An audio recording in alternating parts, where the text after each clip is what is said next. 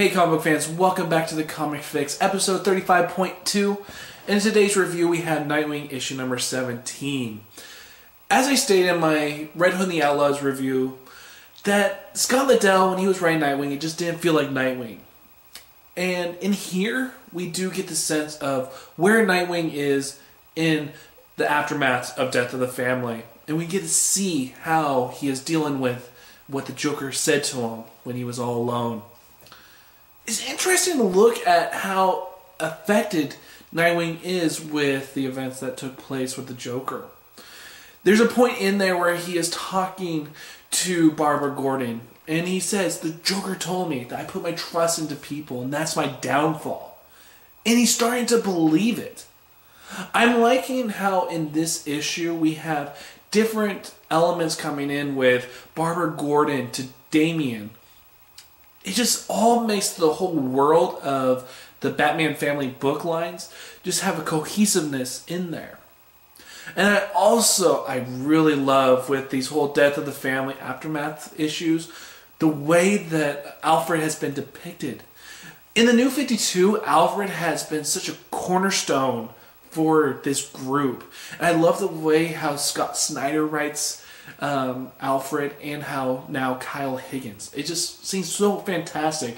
And there's a point in there, especially at the beginning, where you just have Alfred just basically telling Nightwing everything is going to be okay. You know, after all this stuff, everything will come right once. And I just love the artwork in here. We got a new artist in here in Juan Jose Wright. He does a fantastic job in this issue. I really think that he's gonna be doing a great job with Kyle Higgins. If you guys haven't gone and looked at CBR, they do have a interview with Kyle Higgins and him talking about the new direction for Nightwing, starting with issue number 17. And where he's going to take this series is he's going to take it out of Gotham. And he's going to put it into Chicago. Now, I am going to be having a little bit, another video where I'll be talking about this event and what is significant about it. And I can't wait for it to be frank. Nightwing issue number 17 has some great moments in there. And it just has a new direction. And you feel that in this issue.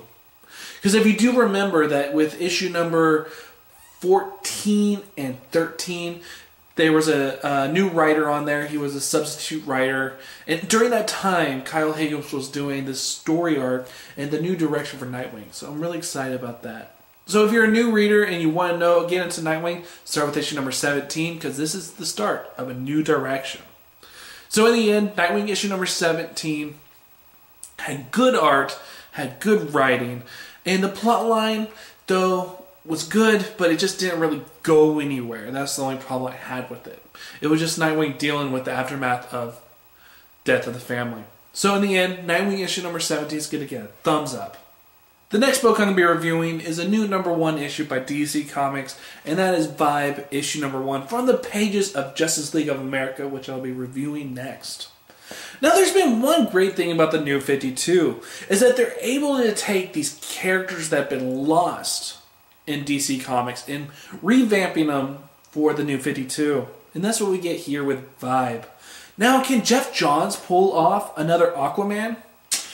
In this number 1 issue, I'd say yes. He's taken this character that's been unutilized in DC Comics for so long, who is a character who was created back in the 80s in the Justice League of Detroit era, which if you have not heard about that era in Justice League history, go look it up on Wikipedia. We'll be in for quite a good time. So with this issue, we get the origin story of Vibe and how he was created during the Darkseid event. One of the things I like about this issue is how intricate it feels into the DC universe as a whole. We had the whole stuff about Argus. Argus is basically, think of it as the shield of the DC universe. And it's interesting to see, since the beginning of the New 52, we have Argus, this organization that wants to create their own Justice League team. But Justice League with the Superman, the Batman, the Wonder Woman, cannot be contained by anybody. So they see this as a threat. If there's any time that the Justice League get out of hand, who can they call on to come and face against the world's mightiest heroes? Well, they decided to create their own team. And you get to see the whole reasoning behind what Argus is doing in this issue. And it's interesting to see it unfold with how the origin of Vibe is unfolding also. And you do get a little sense of, I believe, it's not in this issue, but in the issue of Justice League of America, you get the little sense of the place with the Justice League International and how that was a big failure. I'm interested to see where this book's going to go. The artwork in here is decent, the writing in here has potential, and the character as a whole has potential. I'm interested to see where this is going to go. I think that this could be a really good stepping stone for DC Comics, taking their B-listers or C-listers and making them into A-listers. Now, this is a book that could have epically failed, but it did not. It deserves a thumbs up. And maybe just one day, Geoff Johns can make this book into a David Lee approved. But for now, it's just going to get a thumbs up. And I think everyone, go check this book out. If you don't like this one, it's just $2.99. You're not going to be losing sleep over it. But there is a little personality in here that everybody should check out. So, Vibe issue number 1 gets a thumbs up. After reviewing Vibe issue number 1, of course the next book I'm going to be reviewing is Justice League of America issue number 1 with the best cover of them all, the California cover. Gotta love it. So with this issue, I do not know really what to expect. I do know that Geoff Johns has been really pimping this book out with saying, look at these characters. These is basically characters I really want to write with, and I got some special things to do with them. And it's going to be intricate in the whole DC universe as a whole. So with the number 1 issue with all these different type of characters, Geoff Johns has a lot on his plate. How is he going to fit all these characters into one issue and basically have them come as a team? Well, in here, it's basically a traditional story that you've seen before, is where we have Argus, our S.H.I.E.L.D. type of group in the DC universe, going in and getting all these different characters. And each character has a couple pages to tell how they got into the Justice League of America and what they were doing beforehand. It's all pretty interesting, specifically with the artwork and with how David Finch represents every single character in this issue. Now, with a lot of characters, an artist can feel a little bit overwhelmed. Well, David Finch, he feels like the perfect artist for this type of book. He has a different type of art style than a lot of traditional comic book artists. You can look at Jim Lee. When he was doing the artwork for Justice League, he was perfect for that setting. But would Jim Lee be a perfect for this type of setting? No, not whatsoever. This is more of a grounded group. This is more of an edgier group than what we get in the Justice League. So of course we need an edgier type of artwork, and that's what we get in this book. I love the inking in this book. Everything just flows, and specifically with David Finch's artwork, the way that he represents Amanda Waller as an African is just freaking awesome. Because sometimes when you see Amanda Waller, especially now in the New 52 with her being skinny and all, she just looks like a white girl with, black facial features, But in here, she actually looks African, which I absolutely love. You do believe that Amanda Waller is an African American, and it is freaking awesome. I just love that the way how the art is represented, especially with the coloring and all the blacks in there. Because one thing you got to understand about David Finch, he has been really known for his Batman type of stuff. And so for him to be going into Justice League, it's so different, but it works. Especially with a writer like Geoff Johns. He has a certain style, certain style. And some artists just don't mesh well. Like, personally for me, I don't believe Geoff Johns and Jim Lee worked as well as it could have. Unlike what we're seeing now with the new artist that's on with Justice League. I think that mismatch of writer and artist is working a lot better than the Jim Lee days. So it's nice to see this writer and this artist working well together. And we got all these intricate characters being introduced and being... We don't see them as a group yet, but it's going to be interesting to see how these people are going to play together. Because a lot of these characters don't play well with each other. It was just an interesting story, interesting premise. I'm interested, to say the least. And not everything seems like, or seems what it looks like from the outside in.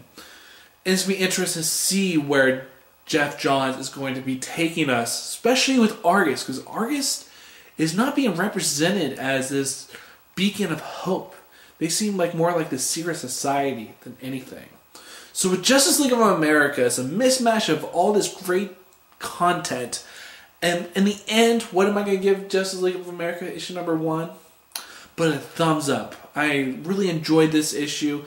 It seriously did not feel like a traditional DC comic. It felt something fresh, something new. You know, interested to see where this book's going to be going. So in the end, Justice League of America gets a thumbs up. The next book I'm going to be reviewing is Wonder Woman issue number 17.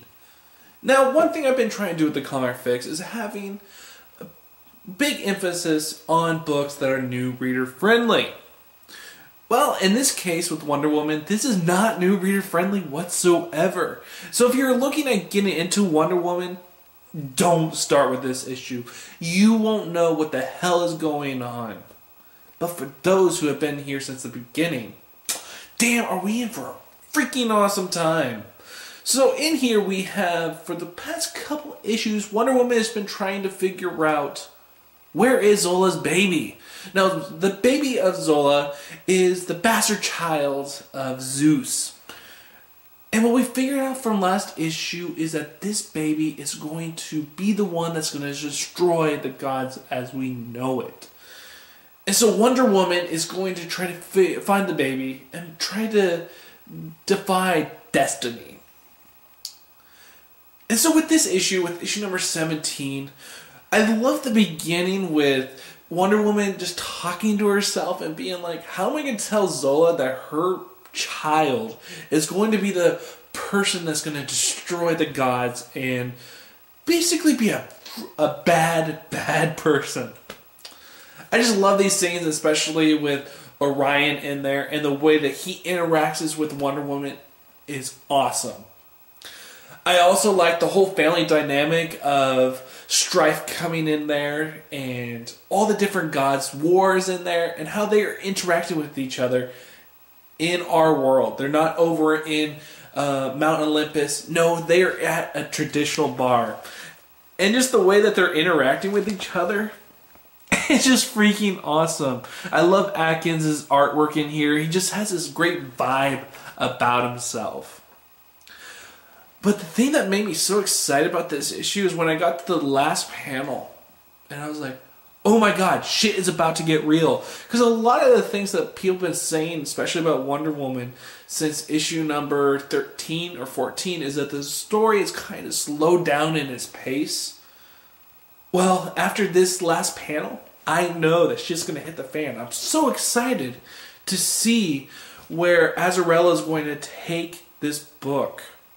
But as I said in the beginning of this review, is that this is not new reader friendly.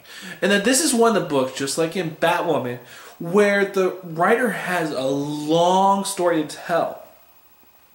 And if you're not in for the ride at the beginning, you're going to be lost. So what I would recommend for everybody to do that once again in this series, go buy Volume 1 and Volume 2. It's out right now. Pick it up, read it. You will go through that story really quickly. It's awesome, awesome stuff. And then go pick up issue number 14, 15, 16, 17.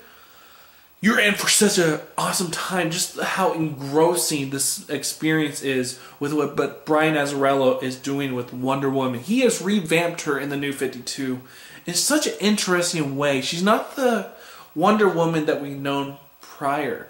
This is a Wonder Woman that's so strong, and she's a warrior.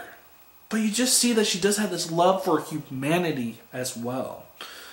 Also, I do think that Wonder Woman, if I had to do a timeline, I would almost say that this is before the whole Justice League fiasco that started the whole DC universe.